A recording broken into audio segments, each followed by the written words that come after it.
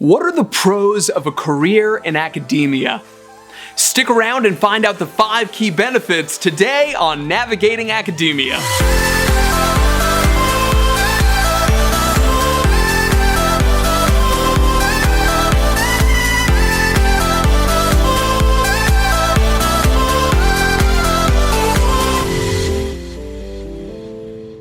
What's up, everybody? My name is Dr. J. Phoenix Singh, and I want to welcome you to this episode of Navigating Academia, your leading source for guidance on how to be able to advance your career in academia.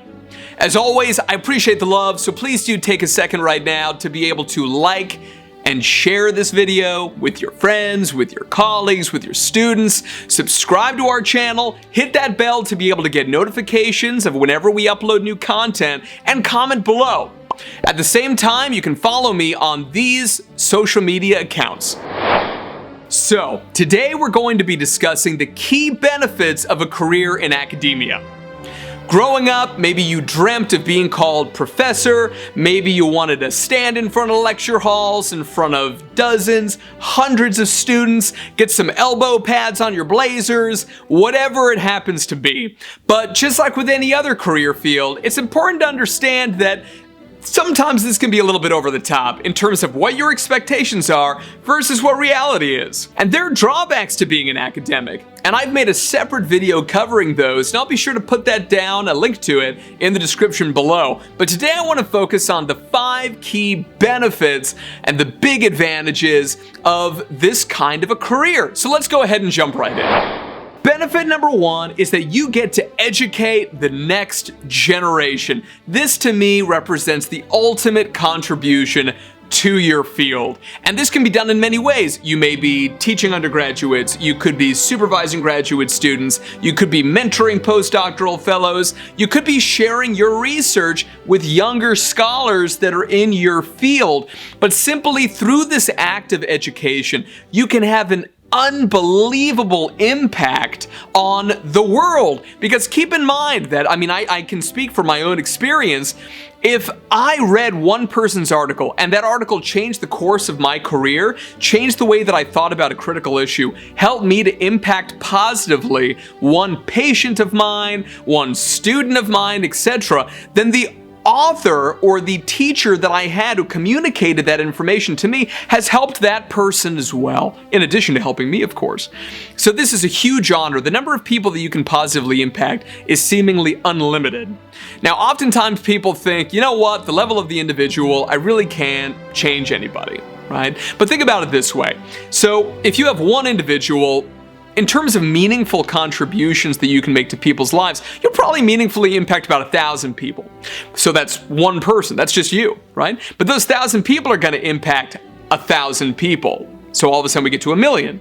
And those 1,000,000 will impact 1,000 people, we're up to 1,000,000,000. So really you're only 3 degrees away from impacting almost everybody on the entire planet. So never think that your actions, you as a human being, taking responsibility for yourself, advancing your career, putting work out there to be able to help others, even if it's at the level of one individual, that's not changing the world, because it is changing the world. Benefit number 2 is that you get to investigate your passion. Whatever it is, whatever area that to you is really exciting, something that you want to devote your life to, if you choose an academic career, that can become your job. To be able to blow people's minds by coming up with new research findings, synthesizing the literature that's already out there, coming up with new theories, and really being somebody who is a content expert and a thought leader in their field. At the same time, you can start your own research lines. You can begin a new niche, a new sub-area of your field, and you can collaborate with people who are kind of your dream people to work with, your academic heroes, especially if you're newer in the field. Oftentimes those guys are still around. You know, being in psychology, obviously when you first get into it, you don't know many people. You know Freud, you know Jung, you know Adler, you know these sorts of guys. But you know, once you get into your niche, you realize that there's people who are still alive who have so incredibly impacted the field that you can still work with. Now, some of them may be in their 90s. One of my heroes who I've had the deep pleasure of working with is now in his early 90s. But I mean, it blew my mind that he even wanted to do anything with me in the first place. And working on projects together has been a major highlight of my career. So this is something that I think is really cool that you can do in academia that oftentimes if you're in other fields, it's just not something that's part and parcel of that career path.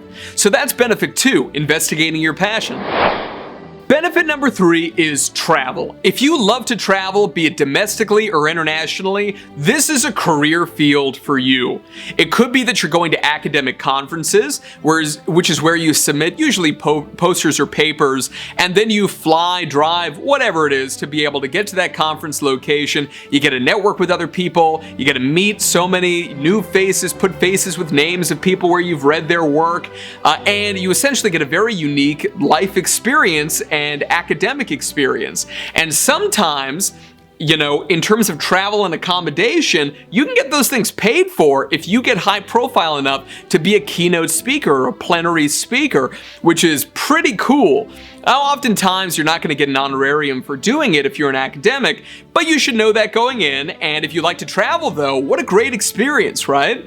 Same thing, you can serve on task forces, be it a state task force, regional task force, national task force, provincial task force. And these task forces oftentimes will actually pay you to be able to fly out to wherever that task force meeting is being held at least one time over the course of the task force itself, and pay for accommodation. Sometimes even pay you a per diem for food and these things. You get to know a lot of people who are experts in the field, etc. It's pretty cool. And the final one is that oftentimes if you work on a grant, you'll have the opportunity to do travel for that as well, or to be able to even fly scholars who you really respect, like to work with, etc., fly them to you or to meet you somewhere. So for example, I'm doing some work right now on bullying in Cyprus, and so the game plan is to be able to secure funding to be able to fly over to Cyprus here within the next year, which I think is pretty cool. I've never been to Cyprus before. I think it would be awesome.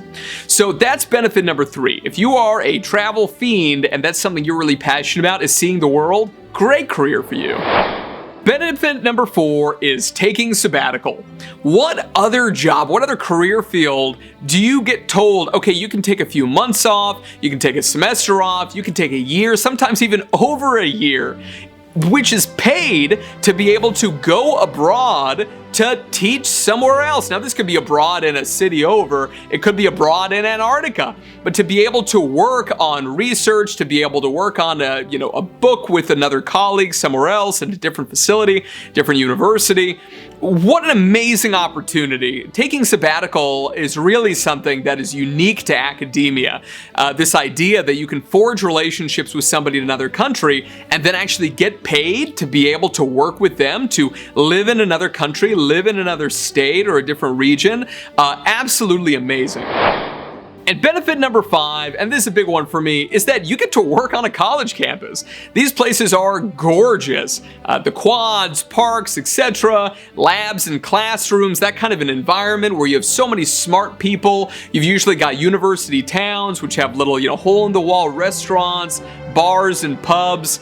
I love these kinds of locations. One of my favorite university campuses is in the middle of nowhere, really, North Carolina, but in that middle of nowhere, there is essentially a whole world which is established around academia and this one university which is down there, and I love going and visiting a really dear friend of mine who's a professor down there.